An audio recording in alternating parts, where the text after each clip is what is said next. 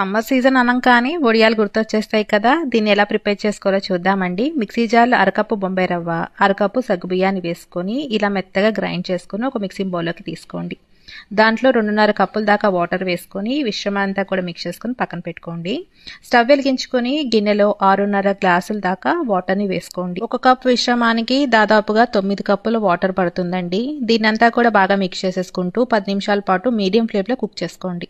తర్వాత దీంట్లో టేస్ట్కి తగినంత సాల్ట్, 1 టేబుల్ స్పూన్ జీలకర్ర, కొత్తిమీర మరియు సన్నగా తరిగి పెట్టుకున్న ఎండుమిర్చి వేసుకోండి. ఎండలో ఈ తడిగుడ్డను వేసేసుకొని చక్కగా మనకి వడియాలన్నీ కూడా ఈ విధంగా పెట్టేసేసుకొని ఒక రోజంతా కూడా బాగా ఎండలో ఎండబెట్టేసేసుకుంటే ఈ విధంగా తయారవుతాయండి. ఈ క్లాత్ ని వెనక్కి అనుకొని నీళ్లు జల్లుకోండి. 2 నిమిషాలు వదిలేస్తే చక్కగా వడియాలన్నీ ఈ విధంగా తీసేసుకోవచ్చు.